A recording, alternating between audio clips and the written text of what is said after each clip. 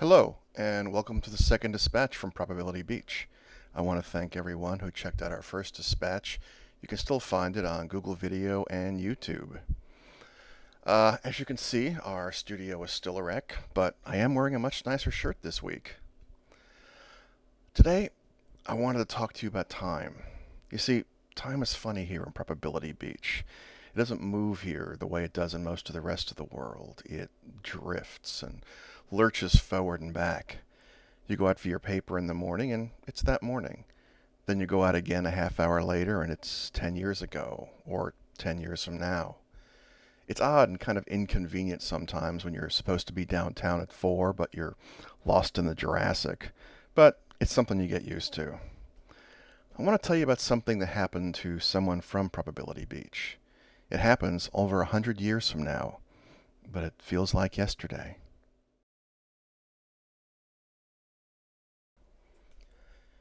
They found his body near a dumpster in the alley behind a club called CBGB's. The place had been in the Manhattan Bowery for over 150 years and was kind of a shrine to musicians from all the settled planets. People wondered if the dead man had been a musician in some previous life. Maybe he had chosen to die in the alley as some symbolic act, perhaps for the love of music, or as retribution for music having forgotten him. Between the booze that had killed him and the rats that had been working on him since, the man's body was in pretty bad shape. He was identified through DNA records, and his daughter, a water miner on the dark side of the moon, came down to claim the body. It shocked the neighborhood regulars to hear that the stories the old drunk had been spinning for years about his having been an astronaut and explorer on the edge of the solar system might have been true.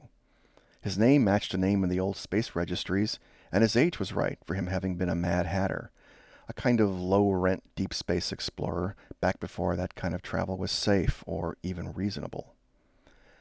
Aside from having been the first humans to visit the gas giants out beyond the asteroid belt, that early group of freelance astronaut was also notable for the incredible amounts of radiation and cosmic rays they absorbed. The whole first generation of Mad Hatters had been pretty much wiped out by exotic varieties of blood diseases and cancers. The ones with the more benign growths merely went mad with inoperable brain tumors.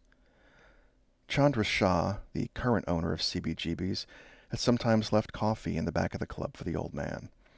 One night, just after New Year's, Chandra ran into the astronaut's daughter as she was heading back to the moon. "Is it true what they're saying? Was your father really a space cowboy?" he asked. The woman reached into an interior pocket of her bulky jacket and removed a small silver case, the size of a prescription pill bottle. She opened the case and poured a pile of glittering white crystals into her hand. She said, "In the extraordinary pressure of Neptune's atmosphere, methane crystallizes. It rains diamonds all over the planet. Physicists predicted it. My father proved it." "He was dumpster diving in my alley and he had diamonds in his pocket?" asked Chandra. "His ship wasn't built for a flight that close to Neptune. None were back then. He killed his entire crew getting these. Then he left my mother and me soon after he got back to Earth. Swore that one of the diamonds had flown through the ship's hull and lodged in his skull, giving him visions. But I think it was just the brain tumor talking."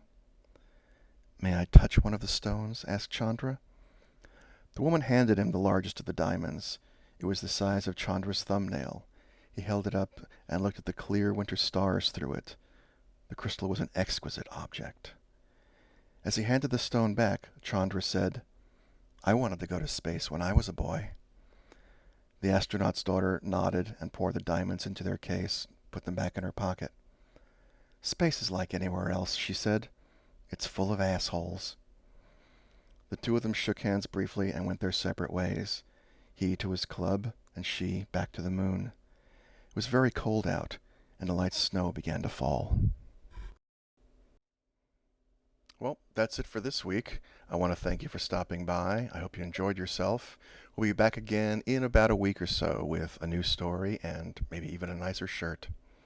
So until then, I'm Richard Kadrey, and I'll see you around Probability Beach. Bye.